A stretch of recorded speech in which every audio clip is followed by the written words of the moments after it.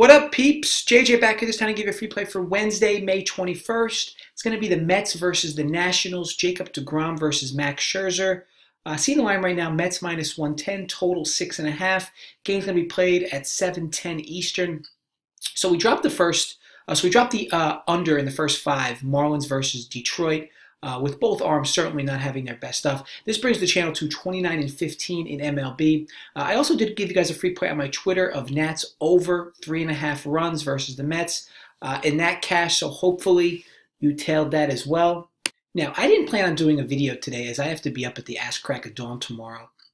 But I saw someone comment on my last video, and the comment had me thinking a bit. His comment was basically something along the lines of, you are a square, and while your research is good, it's clearly not good enough. Now, mind you, this comment came after the play had already lost. This comment wasn't made beforehand, as if the result happened, and then after the result happened, the play became a square play. Also, as if a 65% winning percentage on free picks isn't good enough for this said individual. I've since deleted this comment to avoid myself or anybody else responding to it, or after I brought it up here. And quite frankly, I could give a shit what naive people say or have to say as it relates to sports betting. But I bring this up for two reasons. Number one, if this person knows so much about sports, why would they wait until the ticket loses to comment? If this person said before the game or any point during the day, commented, hey, just want to let you know, from everything I'm seeing, it looks like a lot of square money is riding this game under. My comment back to him would have been, yeah, you know what? For the most part, it does seem like the public is heavily on this under. However, I myself was able to grab 4.5 last night at minus 130. Now, of course, the game landed 5 and it was a loser. But when you talk sharp versus square, it's really only about price. The second reason I brought this up is to give you guys a little discussion on sharp versus square for those that are still a little cloudy on the subject. I find that many in this industry think they know and understand the sharp versus square argument, but I find that don't get me wrong, people, I talk to a lot of people about sports betting, and not even just on social media, I mean in the background. Only about 50% of people that I speak to actually truly know the difference between sharp versus square. You see, people often say, oh, the sharps are on this team. We have to bet this team. I heard the sharps are on this team. Or the sharps are on this total. We have to be on this side of this total. Let's go with a hypothetical here. Let's say the Red Sox are playing the Yankees. You may hear the sharps are on the Red Sox, which may make you think you have to bet the Red Sox. Or at least, everybody always wants to be on the same side as so-called sharp money. Well, what happens in most cases is this. Let's say the line opens, Red Sox minus 120 versus the Yankees. It's Chris Sale versus James Paxton in Fenway. Almost immediately from open at minus 120, you'll see that the line will jump to minus 145. Again, this is all hypothetical. It jumps to minus 145 in favor of the Red Sox. Now, let's say you begin your research a few hours later. You weren't abreast to that line movement, but you now start your research. You look at what the line opened at, and you see line open minus 120. Now it's minus 145. But then you're looking at where the public or square money is, and you're seeing that 60% of the wagers are on the Yankees. So now, you think that sharp money had to have hit the Red Sox because the line is now 145 and not really moving off 145 despite 60% of the tickets being on the Yankees. This is where the whole sharp versus square argument begins. Now, so you think to be on the sharp side, you have to bet the Red Sox at minus 145. Oh, the sharps are on the Red Sox. The game ends. You watch the game ends. 17-2, the Yankees win. So now you're thinking, what the fuck happened? I thought these sharps know what they're talking about. What the hell's going on with these morons? How could sharp people have been betting the Red Sox and they lost by 15 runs? These clowns must not know anything at all. You see, this is where one of the biggest misconceptions in all of sports betting lies. The term sharp, in essence, is really meant to mean more or less a value sports bettor. These are people who literally hunt plus expected value spots. You'll hear this also referred to, abbreviated as plus EV spots. They're never really concerned with the short-term results. And look, let's be honest, people. You hear the same message from me all the time on here. In the hypothetical I drew up for you, the value better got the best price at Red Sox minus 120. For all we know, when it went to minus 145, he may have turned around and cracked the Yankees at plus 125 and bet the Yankees at plus 125 to ensure he profited regardless. Like he balanced the money properly so that he profited regardless. Didn't matter what the line was. Yeah, okay, maybe he only profited a 5-cent vig line, but still a free profit. Now, let's paint the picture from last night. Before I do the video, I bet this line at 4.5. I gave you guys 4 because that's what Pinnacle had. I bet it at 4.5 at minus 130 in Jersey. I bet $1,300 to win 1,000. I had to do that between 2 different books because I get limited, especially on first fives. But that's what I got in. $1,300 total on under 4.5 runs on that game. Now, I go to sleep. I wake up. I see the lines are both now 3.5 at both sites that I bet it at, and it's slight dog money on the under. As the day moved along, this number became even heavily more vigged.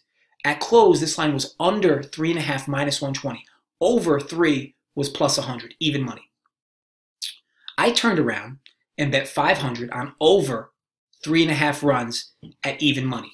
Now, if I was so confident in my bet, why would I have done that? Why would I have bet over 3.5 runs for half a unit? Here's the thing. If the game went over, I at least would be getting back half a unit. But you see, if the game lands right at 4, I would have cashed both those bets. You see, I wanted to bring this up for a few different reasons. The dumbass comment the guy made. But I bring this up for a few different reasons because this is common practice. And again, the naive sports bettor, they may say they understand it and they may preach to their friends that they understand this shit, but they don't understand dick. This is a numbers game. Nothing more, nothing less. Your goal is to have a good read on the market, get yourself a good price, a good bet, a good number. And then if the line moves heavily in one direction, it's always advised to hedge backwards half a unit if you can still middle the game. So you still want to have a profit on your original bet because it's the bet you liked. Okay, in this case, I liked 4.5. Basically 4 because there was no 4.5. There was 4.5 in Jersey, but it wasn't anywhere else. At least from where I saw. But then when I wake up and see 3.5, I still don't bet it because I still have to lay dog money on the under. Or now I have to lay heavy juice on the over. I'm sorry. As the day goes on, I then see the line become favorable to bet the over at 3.5, so I bet it for half a unit to give myself a middle ground there at 4. And if it still goes over, I'll still win my half unit, but I'm protecting myself a little bit because I'm using the market to my advantage. It's not that I don't have any more, and it's not that I have any more or less confidence in the bet from the beginning. It's just that you need to use the market to your advantage in all aspects. Now, I know some people asked me, hey, should I bet the game under? The first line I got was 3.5. Maybe you use a bookie. Maybe you use offshore that doesn't post first 5 lines for a while. And I said this was only a lean, but yes, you could still do it under for only half a unit. So I still liked the bet under, despite me betting it over 3.5 to hedge backwards. You need to understand, guys, I've been doing this a long time. I mean, I know I might look young, but my dad's been doing this for 40 plus years. I've been in this mud for a while myself, over 10 years. I know the ins and outs. I know what I have to do for bankroll management. I'm not like the average person you're going to talk sports with. I'm not like the average person you're going to break down games with. I understand better than most people you will talk to that this is a numbers game. It's not a game of oh, I got robbed by a home run here, or oh, I was on the wrong side of this game, or oh, I was on the wrong side of these games, or oh, I got fucked over by this error, I got fucked over by this home run, this pitcher sucked today. I'm in the long-term game. I'm not in the short-term game. I'm not in the emotional invested in each bet I make game. I look at each bet from a numbers perspective. Is there value in the number I'm betting? Is there value in the price I'm betting? Is there value in the side I'm betting? based on the price.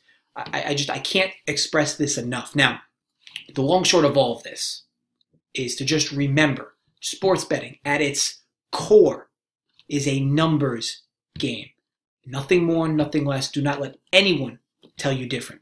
The whole sharps versus squares thing, just understand that sharps bet prices, squares bet teams. Okay? You need to be able to differentiate between the two. Sharps long-term will bet the best prices they can get long-term. Squares do the exact opposite. You can have all these textbook definitions of a square is just a public bettor. A square is just the guy who you talk to at the water cooler who's picking games, or the recreational fan is the square bettor.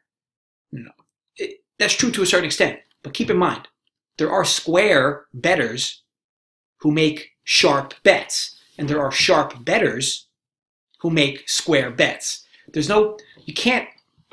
You got to understand that this is a numbers game and you're still dealing with a human element here. So mistakes will be made by me, they'll be made by other people.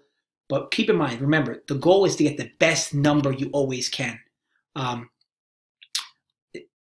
So you always need to be focused on that specifically. Nothing more, nothing less.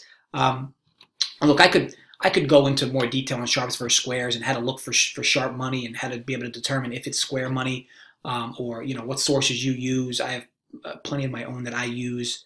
But here's the thing. It'll take you time to be able to develop the discipline to bet the way I do, or to bet the way someone else, that does very well does. It's not for everybody. Most people, and there's no harm in this, most people just want to be in action. They don't give a shit what it is. They just want to be in action.